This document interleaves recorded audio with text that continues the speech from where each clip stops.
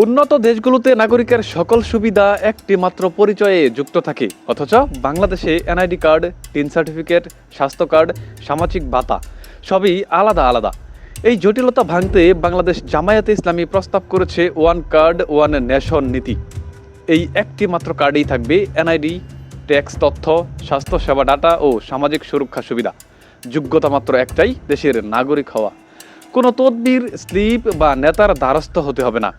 আমেরিকার national security বা ইউরোপের রেসিডেন্স কার্ডের আদলে সম্পূর্ণ অটোমেটেড ব্যবস্থায় কার্ডটি পৌঁছে যাবে মানুষের ঘরে ঘরে।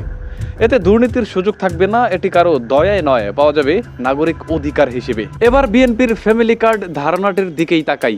এখানে মূল সমস্যা, ফ্যামিলির সংজ্ঞা অস্পষ্ট।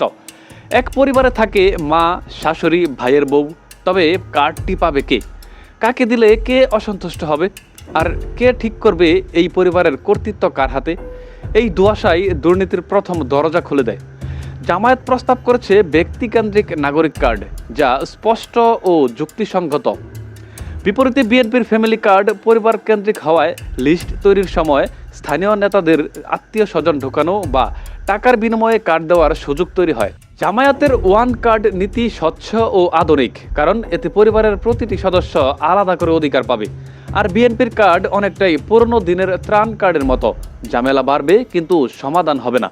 ঘরে ঘরে তৈরি হতে পারে নতুন পেঁয়াজ, হতে পারে বউ শাশুড়ির যুদ্ধ। বাংলাদেশে বিপুল সংখ্যক তরুণ উদ্যোক্তা ব্যবসা শুরু করলেও প্রথম 6 মাসেই অধিকাংশ উদ্যোগ বন্ধ হয়ে যায়। মূল কারণ অফিস ভাড়া ও বিদ্যুৎ গ্যাসের উচ্চ ব্যয়। এই সংকট মোকাবেলায় বাংলাদেশ জামায়াতে ইসলামী ঘোষণা দিয়েছে, স্টার্ট আপ ব্যবসার প্রথম 2 বছর বিদ্যুৎ ও গ্যাস বিল সম্পূর্ণ ফ্রি রাখা হবে। নীতি নির্ধারকদের মতে এতে উদ্যোক্তারা উৎপাদন খরচ বাঁচিয়ে সেই অর্থ পুনরায় বিনিয়োগ করতে পারবে। বাস্তবায়ন হলে শিল্প খাতে গতি আসবে, তরুণরা চাকরির বদলে উদ্যোক্তা হবে এবং ব্যাপক কর্মসংস্থান তৈরি হবে। উন্নত দেশগুলোর মতো ছোট ছোট কারখানা গড়ে তুলে শিল্পায়নের পথেই এগোতে চায় জামায়াত। সংশ্লিষ্টদের ধারণা, এই মডেল কার্যকর হলে 5 বছরের মধ্যেই বাংলাদেশ ভিয়েতনামের কাছাকাছি অবস্থানে পৌঁছাতে পারে।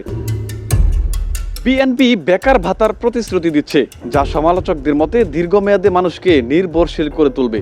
বিপরীতে জামায়াত বলছে, ভাতা নয়, কাজ ও সুযোগ তৈরি করাই টেকসই সমাধান। এক নীতিতে অলসতা বাড়ে, অন্যটিতে স্বাবলম্বিতা। এদিকে বিএনপি ফ্যামিলি কার্ডে মাসে 3,000 টাকা দেওয়ার ঘোষণাকে অর্থনীতিবিদরা অবাস্তব ও অতিরিক্ত প্রতিশ্রুতি হিসেবে দেখছে। প্রশ্ন উঠেছে, এই বিপুল অর্থ আসবে কোথা থেকে? বাজেটের বড় অংশ এভাবে ব্যয় হলে অবকাঠামো, শিক্ষা ও উন্নয়ন কার্যক্রম থমকে যাবে। বিশেষজ্ঞদের আশঙ্কা, পরিকল্পনাটি বাস্তবায়িত হলে দেশে ঋণ ঝুঁকি, মূল্যস্ফীতি ও নিত্যপণ্যের দাম বৃদ্ধির মুখে পড়বে। মাঠ পর্যায়ে আরও অভিযোগ উঠেছে, বিএনপির কর্মীরা এনআইডির ফটোকপি সংগ্রহ করে স্লিপ দিচ্ছে। বলছে 12ই মার্চ থেকে এটিএম মেশিনে টাকা তুলতে পারবে তারা।